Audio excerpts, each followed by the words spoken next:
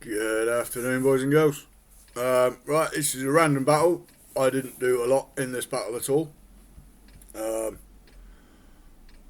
other than win. I'm in the T9 Premium Tank Destroyer. I call it the cheese tank. It's the something in Swedish, Lätt STRF 120. But Lätt always reminds me of milk, so it's the cheese tank. Same as the STRV and the UDES are the cheese wedge. This is just the cheese. It's okay, I think. This is, my second battle in it, maybe third battle in it. It acts a lot like an STRV. It's slightly more versatile in the gun department, I believe. It's got the same loading, siege mechanic loading time, 2 seconds to switch. So I get a shot in there, and I get a shot in there. Plop. Very fast rounds, very fast. Seems to be accurate enough. That's absolutely fine. The Ferdinand's blocking me there. Thanks, Ferdy. Nice. You fucking emblem wearing wanker. And then we got the T103 there because, you know, I'm just going to park this giant thing with fucking 12% camo behind something that's got 40% camo because I'm a penis.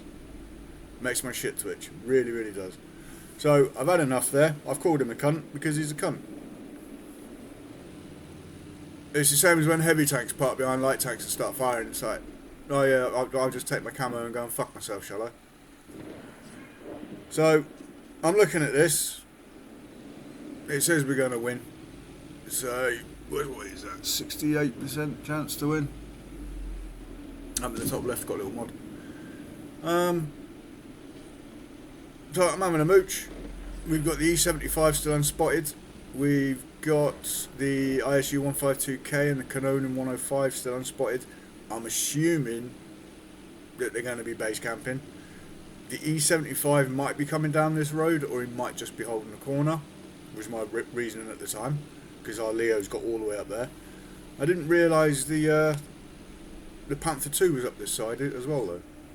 Not going to lie.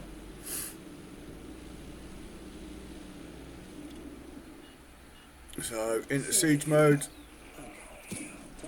Not quite sure why that dipped. Maybe, I don't know. Like I say, I'm still getting used to this tank. That looked like it missed to me, but the game gave me the kill, so I'm not going to complain. E75's there. So I was right, he was guarding that corner. I'm surprised the Skoda 50's base camping though, that's handy for him. And the enemy IS-3 was also base camping. So, yay, random battles.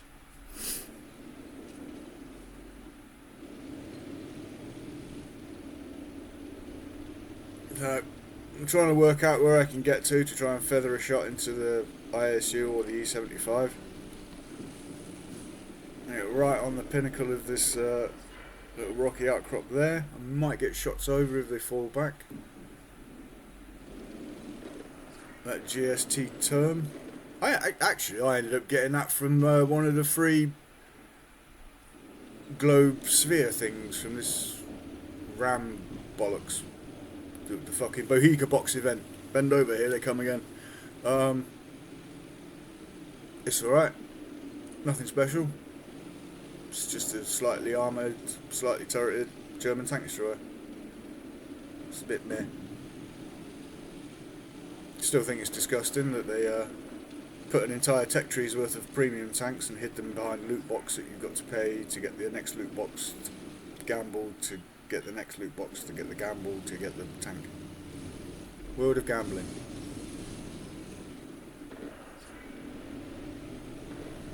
So I'm not liking how things are looking on that 8-9 line. We've got the 152K and the E75, and they're holding back the Leo and the GST. And alpha damage wise and threat of damage, the ISU and the E75 have got it over the GST and the Leopard. Again, armour. So our Leopard and GST are not going to be coming up that road anytime soon. I'm seeing the T103, who decided to park behind me earlier, has moved up. So, okay. So be it. I'm not going to get shots there. I'm driving so slowly because I'm in siege mode. What equipment have I got? Optics, rammer, and I've got one of those experimental turbo vert stab combo things. Right, I've decided to sack that. That's someone else's problem. We've lost the 1-2 line. There's some chonky guns going down down towards our base there. Charfiture, it's an okay tank. It's a pretty good tank. Still unsure about the Proto-Pito. I think it's just a slightly up-armoured Progetto Heavy, to be fair.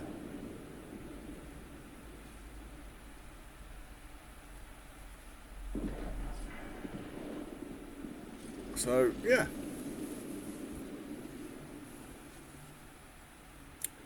Just to apply a bit of pressure to the enemy.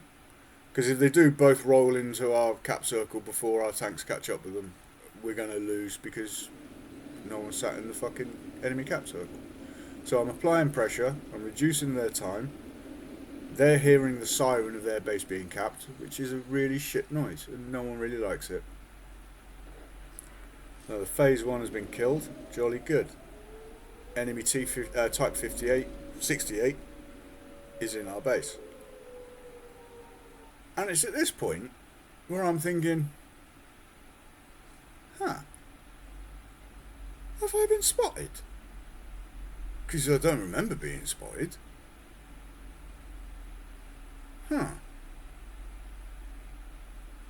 Well, sod it. I'm going to capture the base. And just see what fucking happens, shall we? So, there we go. Going in for the win. He was actually hanging around our base to fight with the Charfiture, but nah, I just wanted out of this battle. I don't like this map. It's a tier 3 map. Stop putting high tiers on it, for Christ's sake. So, there we go. So, there's that. And then that turned into a raider medal. So, no, I hadn't been spotted. And I got 100% capture of the enemy base.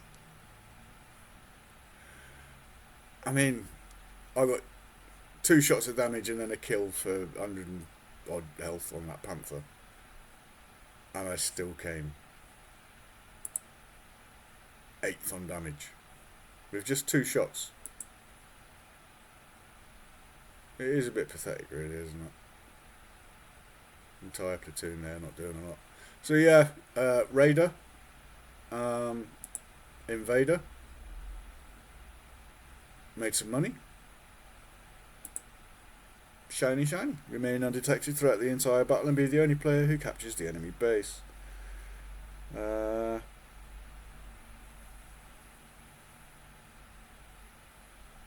This achievement is awarded even if the vehicle was accidentally hit or damaged. Oh, that must be a holdover from when there used to be friendly fire in the game. I missed that. Anyway, there you go. Mooch around, slowly drive up a road, go sit in the base, get one of the rarest medals in the fucking game. I think I've got 2 of those now. Maybe. Or maybe 3. I do remember getting 1 in a fucking Panzer II on mines way back in the day, like 7 years ago, 8 years ago, where you could go and park up behind the lighthouse up on the